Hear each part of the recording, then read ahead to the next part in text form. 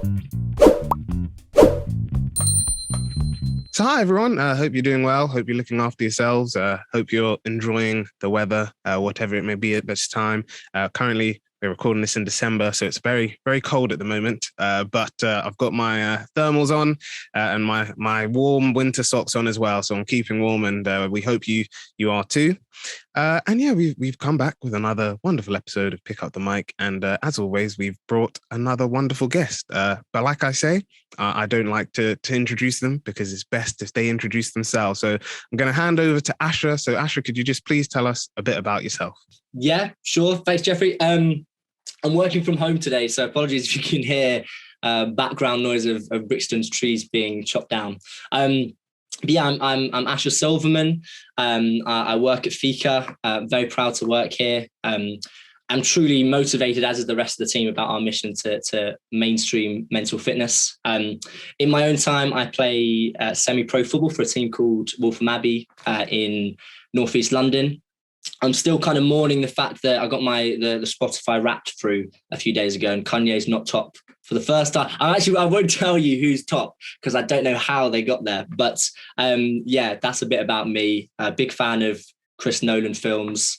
Yeah, very happy to be chatting with you today. Oh, thank you. And yeah, Christopher Nolan films. That's good because I know literally. Yeah, maybe around this time last year, me and my siblings watched Tenet, and that was an amazing film. And yeah, I guess for any of our listeners or watchers, I do definitely recommend that you check it out. It can be a bit of a mind bend, especially when you watch it the first time. But as long as you I guess go back, because I know even afterwards I was watching YouTube videos of breaking down like the timeline and how everything like links and all of this. So yeah, please do check it out. Christopher Nolan films always are a blast to watch. So yeah, definitely agree with you there, Asher. Now, for this question, I know you briefly touched on Fika, and you briefly spoke about what Fika do, but we just want to know essentially, what is Fika? What is it? What is its services? Things like that. Sure. So Fika is a platform that boosts mental fitness and helps us learn about mental fitness. So it improves positivity and general metrics of happiness and life satisfaction. So it was created to prevent the decline of mental health from happening, not treat the symptoms of decline. So there's lots of brilliant services out there, from apps to ones run by the NHS, probably to ones that you'll have at Brunel as well for when you're in a moment of crisis. Whilst Fika can help when you're in a moment of crisis, Fika is very much about skills development and training for all. So it's really about viewing mental health in a proactive sense. It's a mobile app, so the same way any of your mobile apps will work, it's a mobile app, but it's also a platform that works on the web as well. We even have pen and paper versions. So we've tried to get Fika to a point where it's accessible for all. So no matter your socioeconomic background, whether or not through personal choice or through the effects of digital poverty, you don't have a smartphone. We don't want there to be kind of a paywall on mental fitness. We work in the education sector. So a lot of the stuff I do is with universities like Brunel, a lot of FE colleges and sixth forms. We also work with quite a lot of workplaces as well, and are starting to work with NHS trusts as well. But yeah, the key thing when thinking about what Fika is really, it was created to prevent the decline of mental health from happening, not treat the symptoms. And it's key in shifting behaviours towards help-seeking ones around our mental health that are positive. They can be replicated, and they can also be taught as well. Wow, that's wonderful. And yeah, it's really good to know, I guess, a bit more about it, because I know, like you're saying, as a Brunel student, I know our societies on campus, we do a lot of, in our training, I know Fika there, and they talk about what Fika is and how, as societies, we could implement or work with Fika. So yeah, I definitely would recommend if there's any Brunel societies listening, or even other universities that, you might not necessarily know that Fika's already there, but it might be. So yeah, so definitely check it out. And yeah, thank you very much for that wonderful answer, Asher. And I know you briefly touched in the last question why mental fitness. What I guess what it is and why we need to prioritize it. But I guess going on a bit more of an expansion to that question is we just want to know, why is mental fitness, so important? Why is it so important that we, focus and prioritize maybe not only our own mental fitness, but the mental fitness of others as well? That's a good question. Why is mental fitness so important? I saw this morning, it was Stephen Bartlett, I think he's the CEO or the founder of Social Chain, just talking about our minds and how important they are, but actually a lot of the time we neglect them. I know we at Fika, we went to the public and we asked them, how many of you would have liked to have been taught confidence as a skill at school? And I think 80% came back saying they would have loved that. But we previously didn't know that there was a strategy and a way to learn confidence. And the same is true with sort of all soft skills when it comes to our mental fitness. They've always been seen as intangible and abstract concepts, but developments in performance psychology and positive psychology have got us to a level where we can train our minds like we train our bodies. So a societal shift still needs to happen in the way we approach mental health, but we're starting to see a microcosm of it in education with colleges and sixth forms and universities that are putting an importance on mental fitness, and they're using Fika as the solution. I know with us growing up with PE education, I mean, hundreds of millions of pounds are spent on PE education in the UK. So we care about physical health and know that if we look after it, we can prevent injuries and feel better and hopefully avoid diseases. But this is all proactive. It's all it's with physical education. When we were younger, it wasn't about rehab and physio at primary school. It was just about proactively getting physically fit and learning about what makes us physically fit, so that we can avoid issues that come along with not being physically fit. And so hopefully that approach to physical fitness, we can now have a similar focus on and an onus on mental fitness. So if we place a focus on building soft skills, I think they're sometimes called power skills, but like making good connections or cultivating positivity, managing stress, we'll reap the benefits in our personal and our professional life. And I remember with education as if education wasn't that long ago, but it was all about the next stage, the next exam, whether or not it was maths or science or even coding nowadays, all these hard skills where soft skills weren't often not highlighted as much. So we weren't taught of their intrinsic importance to leading happy lives. But if we are taught of their power, it's then important as it means we can be better prepared for life's challenges when they come, and have the skill set and the literacy, especially to help prevent the decline of mental health as a side effect of the mental challenges that will inevitably all at some point in our life face. Yeah, that's so true. And I think, like you were saying that when you were talking about, schools and colleges focusing more on, like the next step and, getting your GCSEs and getting your A levels, I think that's generally so true. I know in a previous episode, we talked about like the idea of the education system as a whole, and that was looking at, the idea of sexual abuse. But we were saying the same thing that I know at my school, we had like focus days where there were days where you focused on each year group would focus on a particular topic. So I know for when we were in, I think either year 11 or year 12, we focused on, the idea about consent and sexual abuse there. We had days where we focused about like safe driving and sustainability. But I think, like you said, there wasn't anything there about this idea of, these soft skills that you're talking about. And I think that's one of the reasons why I loved, because I did drama for both GCSE and A level. And one of the things, even though I don't, do drama now, I'm not in acting now, one of the things that I always valued from it was that it taught you how to, be confident, learn how to do public speaking. There were a lot of people in my class that even for them, they were so like they may have come into it, not necessarily the most confident of people, or even being able to stand up in front of a group of people and do a presentation. But then these people were the same people that would go off to do, they had to do like their individual performances or monologues by themselves. Some of these people, had to do, be the leader of the group and essentially like take on more work. And I think that's one of the things that's great to see in, I guess, more of the creative side of education. So when it comes to the arts, and you see that a lot there. But I think, like you said, we do sometimes forget that while in school, we need to know about atoms and and the different states of matter and all of this. We also need to know that as a mathematician, you're most likely going to be presenting to a group of people, and you'll need to have the skills to be confident when presenting to them.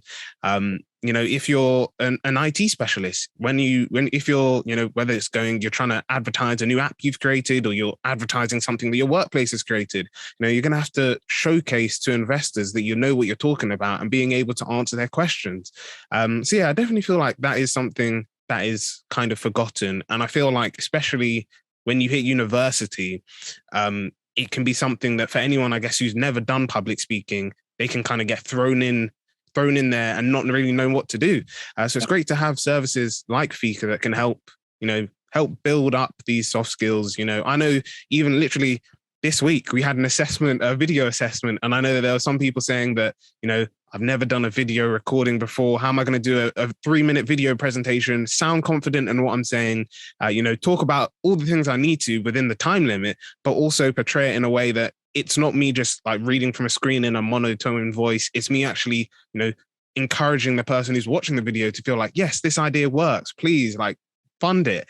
So I definitely think that, for anyone, especially at university, this will be something that definitely will benefit them. Well, what happened to the acting career? Why I don't know. I mean, I always liked drama, and to be honest, if the opportunity came, I would love to give acting a go into the acting world. I think it was because I saw, I guess the soft, literally what I was saying, the soft skills of acting. I guess I still kind of do. So I love literally the podcast. I love interacting with people, getting to know people's stories. Public speaking. I love, even though I know that sometimes when you're doing events, it can be super stressful. I love hosting events because it's so fun. It's great to see, I guess, all that, I guess it's sort of like acting, all this prep work, all this, rehearsing and things like that, making sure everything works. And then you do it, and then you see people and they're just like, wow, this is really cool.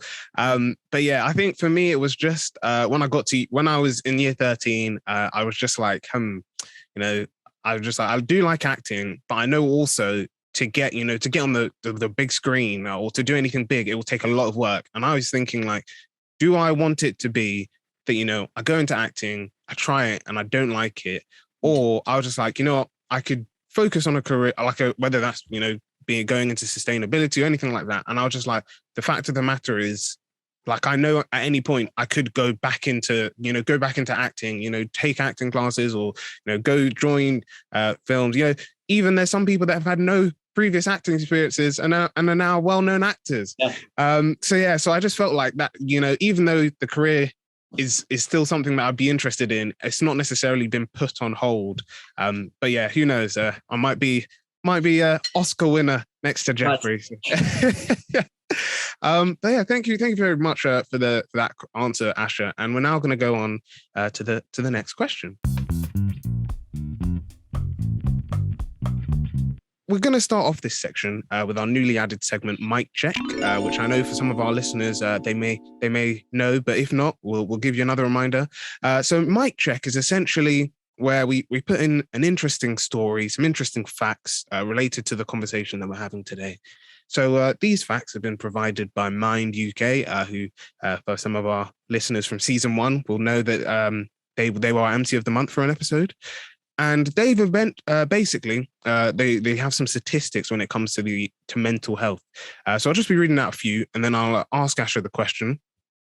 So when it comes to, I guess, how common mental health problems are, they said 1 in 4 people will experience a mental health problem of some kind each year in England. Then they said as well, 1 in 6 people report experiencing a common mental health problem, like anxiety and depression, in any given week in England. Now, when it comes to, I guess, things that might necessarily, and I'm not saying that, if I don't mention them, they're not, uni students essentially don't get affected by these, but I know ones that, definitely do are anxiety and depression. And they said in any given week for those two, 8 in 100 people can experience mixed anxiety and depression, and 3 in 100 people can experience depression. Now, I guess going back to you, Asher, the question that we'd like to ask you is, taken this into account, especially, you know, with I guess it's not only uni students that feel this pressure, but it could be whether you're working or whether you're, you know, doing your GCSEs or A levels. What are some of the ways that individuals can improve, I guess, their mental health and their well-being? You know, even if it's something that you do that you think, you know, really good for others to do as well. Any recommendations would be much appreciated. Yeah. I mean, there's lots. I think one of the first things, and it's really intrinsic into what we do at Fika. Fika is about making us more literate and then also more skilled when it comes to our mental fitness and what's good for our mental fitness. So trying to boost that literacy around different topics in our mental fitness. I know at university, I probably didn't know what was good for me at that time when it comes to my mental health. Because learning what's good for our mental health, and it's actually more important to know why. So this is key. Knowing something's great, but actually knowing its impact and its relevance to us as individuals is key. Because on learning models, if we were to take a physical challenge like preparing for a marathon, there's probably healthy habits that we'd know we'd know we should sleep right, we should eat right, avoid alcohol. And there's hopefully some things that we're familiar with. It doesn't actually matter how physically fit we are, that as we've grown up, we've learned things that are good for us when it comes to preparing for physical challenges. And we'll also internalize that. We'll know if we do certain things correctly, hopefully we'll be successful in our physical challenge. But when it comes to mental challenges, often there's a lack of knowledge around developing healthy habits and what's actually good for us to prepare for mental challenges. So we'll end up externalizing why we're feeling down. So we'll blame that maybe on poor relationships or something going wrong at work. So that actually the first time we're looking at our mental health a lot of the time is through a lens of crisis. And this is very much where Fika comes in, that we're trying to actually proactively get there before we're in a moment of crisis, so that we can all own and improve our mental health. So whether or not that's getting us from -1 to 0 or 0 to 1, we can constantly be seeking ways to improve our mental health. So I definitely say learning and reading about around mental health. Other ways include meditation, really important for reducing stress, improving focus, practicing gratitude, so actually acknowledging the good parts in your life.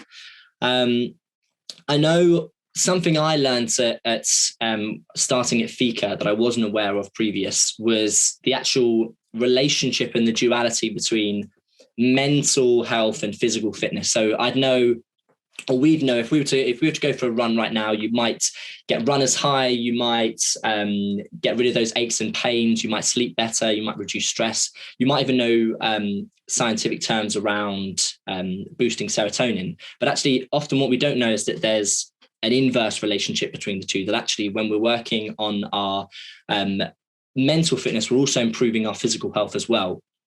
There was a study the behavioral science team was telling me about recently by Boehm. I might be pronouncing that wrong. I think it's Boehm. It was in 2012, showing that happier people have better cardiovascular health and immune functionality.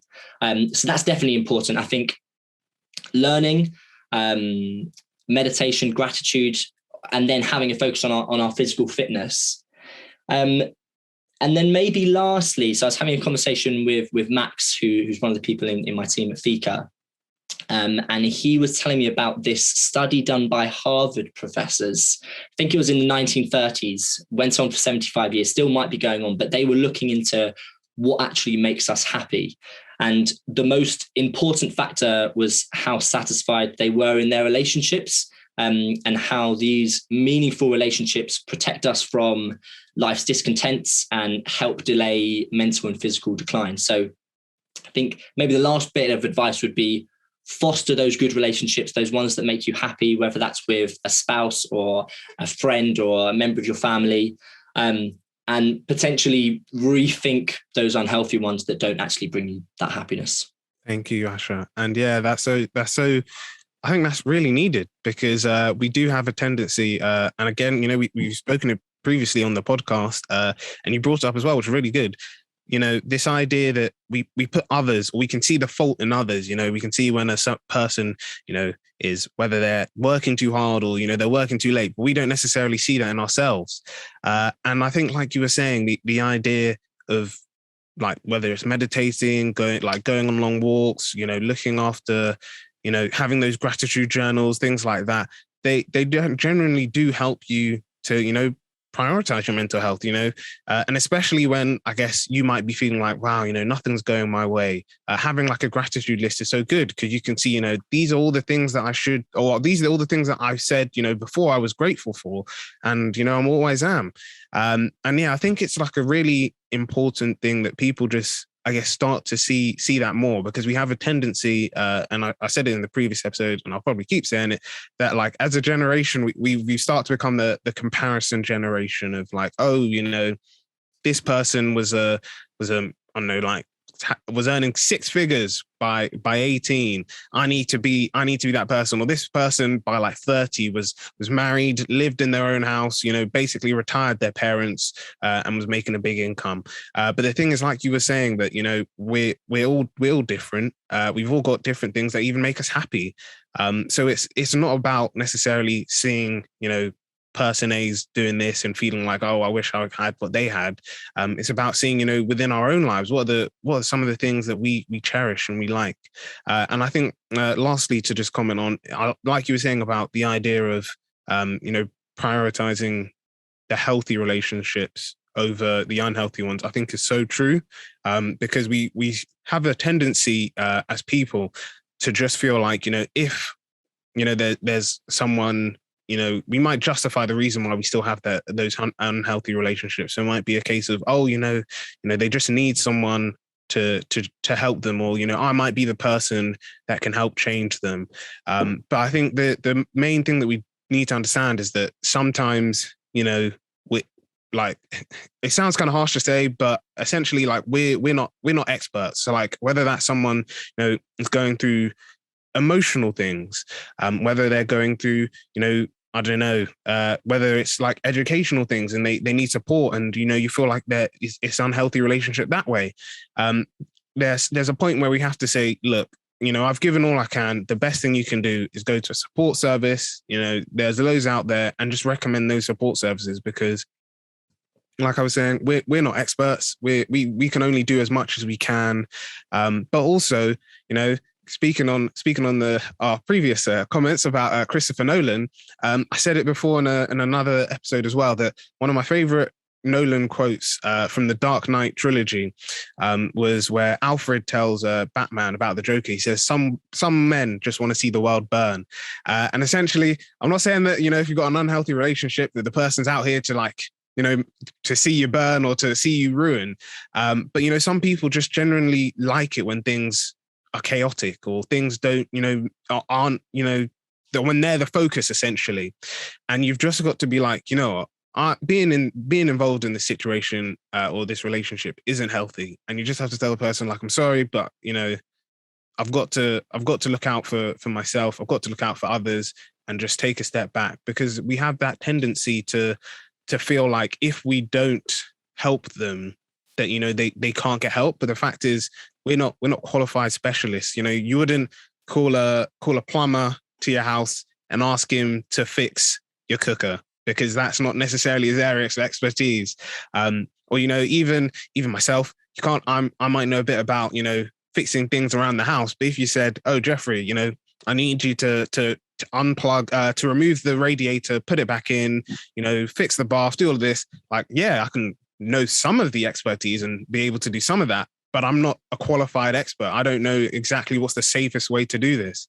So I think it's the same thing, that we just need to, as a society, just bear in mind that, individuals sometimes just need those support services, and, they'll do a better job than we can any day of the week. But yeah, thank you very much for that, Asha. I know you previously spoke about it in that question, about, some of the tips that you did to prioritize, I guess, look after your own mental health. But I guess we want to know, how do you prioritize mental fitness in your own life? Okay, how do I in my own life? Well, I Fika. So I try and do what we in education, what we try and get our students doing is about 3 5-minute Fika exercises a week. So I try and do that. So at least I'm doing what the students are doing. We also at Fika do Fika tables, which is a very, very lovely initiative. I'd advise kind of whatever sort of groups you're in to involve Fika tables. It's very much we do it for once a week, about half an hour, and just everyone just for 2 minutes gets to talk about anything they want, and everyone is actively listening. There's no one sort of like secretly on WhatsApp, and it can be people can be talking about really intimate things in their life, but it's just a time where for 2 minutes everyone's listening to them and they can say whatever they want. Sometimes it's actually people just saying comedy that's in their life. I've been known to do a whole 2-minute pitch on how much I love Huel, so it very much like varies what you can do in it. But I'm a big fan of that, and something that's kind of part of my week. I do have a gratitude journal, and I mean, if you told me I would have been doing that 5 years ago or when I was at university, I would have thought I won't be. But I've very much got a lot of joy from just at the end of the day writing down quickly three good things that have happened that day, just of picking those moments and actually not forgetting them. I know meditation, I should do it more. There was definitely probably a time at the start of lockdown where I was really religious with it, and every day I'd do it for 10 minutes. I've probably not been as good with it kind of this year, but that's something I want to get back to because I know how it improves my focus. It makes me feel better at work. It makes me feel better when I'm playing football. I think I'd also say in terms of prioritizing mental fitness in my own life, I also make sure that I stay physically fit. Because of all the benefits it brings with my physical health, but also actually that it boosts my mood, it will make me sleep better. So actually I know the effects it has on my mental fitness as well. And then I think maybe lastly, being open about mental health, trying to fight prejudice or misconceptions where I see them, and hopefully always being a proponent of mental fitness and trying to get more people on board with reshaping the way we see mental health.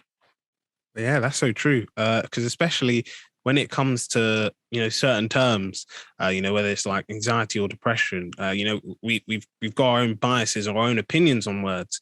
And I think I mentioned it in the previous episode as well that there's this really interesting book that I would recommend, and hopefully we'll get it popped up as an image so you can see what it looks like. But it's called it's Michael. I think his name's Michael Rosen, and it's called Book of Play. Now it's not necessarily linked specifically to mental health, but it's generally just talking about like how play through learning is like a very key thing. And he goes into like loads of detail. But the reason why I really like the book is the start of the book talks about this idea of everyone's got their own, he calls it clouds of meaning. And he basically said each person, when it comes to a specific word, will have their own memories, their own feelings when they hear certain words. So he said, for example, with the word play, he said to him, it reminds him of times when he was playing with his nieces or nephews. He said his niece or nephew, like their version of play might be running around, going in the park, playing with sticks and stuff. He said to you as a reader, it might be reading this book. Mm-hmm. So he was saying that, we all have our own opinions on words. And that's the same thing when I guess it comes to mental health, that, when we think of, mental health, or like I said, with certain mental health words like that are related, so like anxiety or depression, we come up with our own opinions. We judge people on that. But the fact of the matter is, we shouldn't, because, these are real things. People are going through these, and we just need to, I think, be empathetic. And I think, like you said, those initiatives, the Fika table sounds like really, really good. And yeah, I definitely would recommend people to do, because that's another thing about society nowadays, is we have that tendency to just be a passive listener, and we've stopped kind of being like really active in our listening and thinking about, okay, this person actually told me, I don't know, like their favorite, they love Marvel. Oh, I could ask them, oh, hey, what do you think of the new Spider-Man? Or what do you think of this? Or what do you think of that? And yeah, I think that's one of the things that we've stopped doing, and I think it's probably been made worse doing like online stuff. I'm not saying that we shouldn't have, but it's one of the things that I guess was a bit of a downfall, that doing things over like Zoom or Teams meant that like if you were in a meeting with someone you might be away typing an email because you've just received an email notification saying, oh, I actually need this done. Whereas in the office, if you're most likely in the meeting room, you probably wouldn't have sent the email. You would have just been like, okay, I'm just going to shut my laptop. I know when I was on placement, one of the things that my team did was that anytime you were in an office, anytime you're in a meeting, sorry, you would always shut your laptop, unless you were waiting for a call from someone. But yeah, you would always just shut your laptop, be an active listener, even for like the long team ones, which were over like a whole day, where there were like some fun parts, some interesting parts, where sometimes there could also be some, more tedious parts. One of the key things that they said was just, putting your laptop down, just listening to what's being said. You don't necessarily have to comment on everything. Don't feel like you should. But yeah, just being an active listener, because you'll see that like your whole thing, like you'll learn things about people that you didn't necessarily know before. And I know one of the things that I'm trying to do it more often than not, is this idea of that I saw that, you ask more questions and you answer less. So not necessarily about you being, super secretive and keeping everything to yourself, but more of, like I said with the Marvel thing. So, you might be asking someone, like, how was their day? And they might say, oh, my day was good. I'm kind of excited because I've got next week off, because I'm going to watch Spider-Man or whatever. And they were just like, instead of you saying, wow, that's really cool. I love Spider-Man for this, and this. He said, no, continue the conversation. The person told you an interest, that's your way in, continue it, see where it goes. And it's, even if they, pass a question back to you, you can answer it, you can comment on it. But yeah, don't push them away. Don't just let you be the one talking the whole time. Get these answers and talk to them. So I think it's really good that you highlighted that, Asher. And I think, yeah, definitely, if there's anyone, especially from Brunel listening, definitely check out these Fika tables, because yeah, they sound very interesting.